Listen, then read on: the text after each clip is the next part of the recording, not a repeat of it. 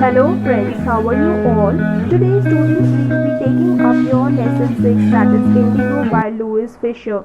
Now before starting, let me tell you something about the author. Louis Fischer was a Jewish American journalist. His works consist of a contribution to the ex-communist treatise The God That Failed, as well as a biography of Mahatma Gandhi entitled The Life of Mahatma Gandhi. This book was used as the basis of Academy Award winning film, that is Gandhi. Okay. So students, before we start, let me tell you something about the title Indigo. Indigo is basically a crop grown, and the Indian farmers who grew this crop were cheated for growing the crop and were charged rent. Now there is one poor person named Rajkumar Shukla who approaches Gandhi to remove his sufferings and free farmers for paying rent at their own land. Okay. Now I'll be taking up the summary. So here goes the narrative. Now Louis Fischer first met Gandhi in 1942 when he visited his ashram in Sevagram. Okay, remember, Louis Fischer visited Gandhi in Sevagram. Okay, it was that when Gandhi told him why in 1917 he decided to persevere towards driving the British away from India. Okay, and in December 1960 Gandhi was in Lucknow to attend the annual convention of Indian National Congress, that is annual meeting of the Indian National Congress.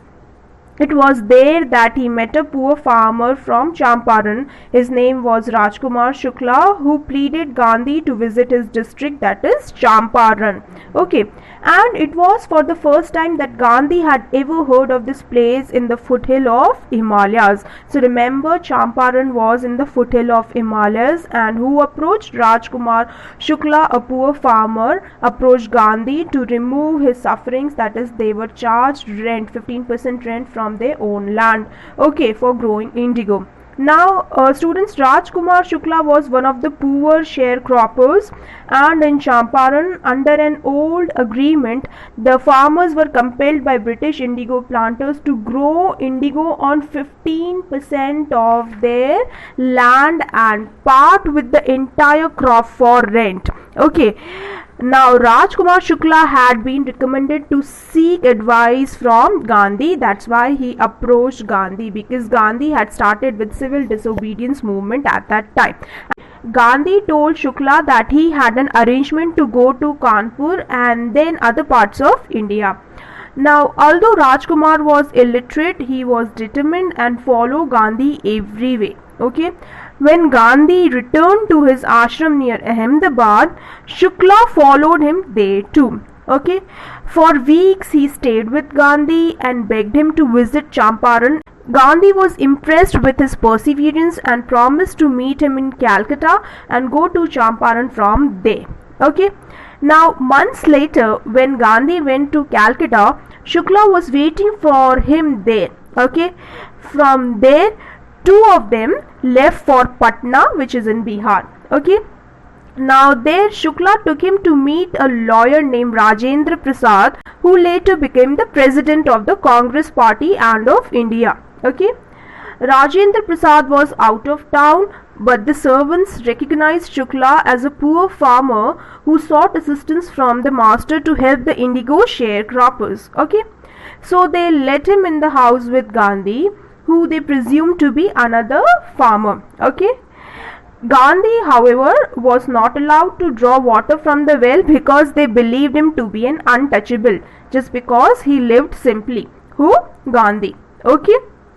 Gandhi then went to Muzaffarpur on the way to Champaran to gather information about the condition at Champaran. Okay, and he also sent a telegram to Professor J.B. Kriplani, a teacher with the Arts College at Muzaffarpur. Okay, now when the train reached Muzaffarpur, that was on 15th of April 1970, J.B. Kriplani was awaiting at the station with a large number of students there. Okay. Gandhi stayed there for 2 days with Professor Malkani, a teacher in a government school, and was impressed by Malkani's courage as he gave shelter to a person fighting for the country's democracy. Okay. When the news of Gandhi's arrival and of his mission spread wide, the sharecroppers, the farmers from Champaran, went to Gandhi to see him, that who Gandhi is, such a great figure at that time. Okay, he came to know that Muzaffarpur lawyers were charging the farmers a hefty fee at their own land. Okay, Gandhi rebuked the lawyers and also advised them against going to the law courts.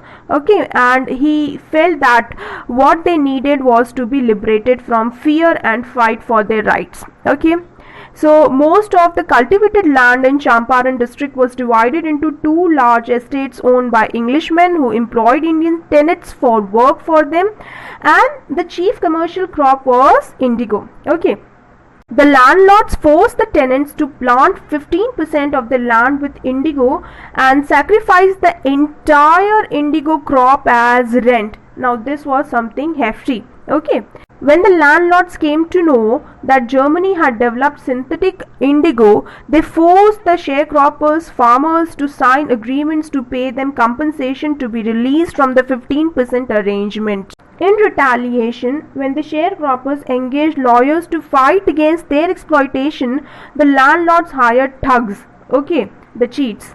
While the information about synthetic indigo reached the farmers who had already committed to paying the compensation and they wanted their money back. Okay, at this point of time, Gandhi arrived at Champaran. Okay, he began by collecting facts about the situation, and first he visited the secretary of British Landlords Association. He refused to give information to an outsider. Okay, then next he called on to the British official commissioner of the Tirath division in which the Champaran district is. Okay, the commissioner advised him to leave Tirath immediately. Okay, but Gandhi along with several lawyers went to Motihari, the capital of Champaran, where a crowd greeted him at the railway station. At Motihari, he learnt of a farmer who had been maltreated and decided to see him, but on the way there was the police, intercepted and forced him to return. Okay, he was served a notice to quit Champaran immediately, but Gandhi refused. He was ordered to appear in court the next day. Okay, that night Gandhi telegraphed Rajendra Prasad to come from Bihar with influential friends. He sent instructions to the ashram. The next morning, Motihari was all with farmers. They had only heard of Mahatma, who wanted to help them, who was in trouble with the authorities. The courage to stand up for the cause was the beginning of the freedom from the fear of the British officials. Okay, the officials needed Gandhi's cooperation to control the crowd. He was polite and friendly. The incident served as a proof that the power of the British could be challenged by the Indians, especially Gandhi. Okay, the prosecutor requested the judge to postpone the trial, and the authorities wished to talk to their superiors. Okay, Gandhi protested against the delay and also read a statement pleading guilty. Okay, he was torn between the two situations.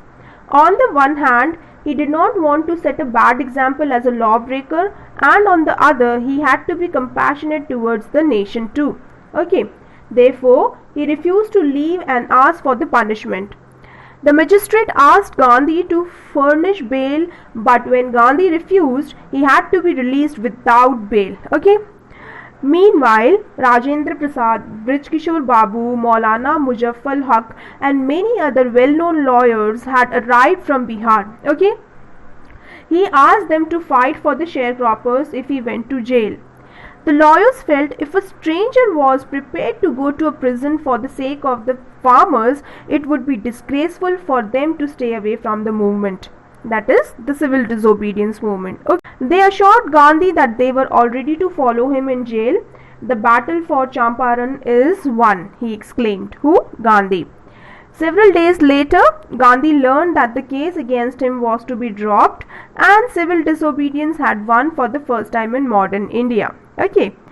Gandhi and the lawyers prepared cases for about 10,000 farmers and collected relevant documents. The next day saw a lot of activity at Champaran where the landlord protested violently. Okay, then in June, Gandhi was ordered to see Sir Edward Jayat, the Lieutenant Governor. Okay, Gandhi had 4 long interviews with the lieutenant governor. An inquiry was ordered into the Indigo sharecroppers' situation. Okay. The committee for inquiry consisted of landlords, government officials, and Gandhi as the only representative of the farmers. Okay. The inquiry committee gathered a lot of proof against the planters. Hence, the decision was made to reimburse the farmers. Okay. Much to everyone's surprise, Gandhi asked for only 15% refund of the entire sum of money which the landlords had illegally appropriated. He finally settled for only 25% of that, and he felt that money was less important. Okay. What was more important for the first time? The landlords had been made to sacrifice their self-esteem, their self-respect. Okay. The farmer realized that they had rights, and it was their first lesson in courage. Within a few years, the British planters left their estates, which were returned to the farmers. Okay. That was the end of Indigo sharecropping. Okay. But Gandhi was concerned about the cultural and social backwardness at Champaran. He requested teachers to educate the masses in Champaran. Okay. 2 young men, namely Mahadev Desai and Narhari Parekh, remember, Mahadev Desai and Narhari Parekh and their wives volunteered to do this work, that is, educating people at Champaran. Okay. Several more, including Devdas, Gandhi's youngest son, joined in. Kasturba Gandhi, Gandhi's wife too, educated the villagers about the personal cleanliness and community sanitation. Okay. Then, health conditions were bad. Gandhi got a doctor to render his services for 6 months. Okay. Castor oil, quinine, sulfur ointment were made available to the masses. Okay. From Champaran, Gandhi controlled the affairs at the ashram and sent regular instructions and asked for financial accounts. Okay. Then, Champaran was a turning point in Gandhi's life too. Why? Because the people had declared for the first time that the British could not order Indians around in their own country. Okay. It had all begun as an attempt to help the poor farmers. Okay. For Gandhi, politics was always closely knitted with the day-to-day problems of the common man, and Gandhi's efforts were directed towards making a self-reliant India. Okay. When people suggested that Charles Freer Andrews, an English pacifist and a follower of Mahatma, stay in Champaran and help them, Gandhi refused. He said that having an Englishman on the side would indicate their weakness of minds. Rajendra Prasad supported this by saying this was indeed a lesson in self-reliance. Okay, so this is where the lesson ends. I'll be sharing with you the notes and question answers in Naresh sir's classes, but if you need the notes and question answers, please contact the number given in the description box. Till then, take care. Thank you.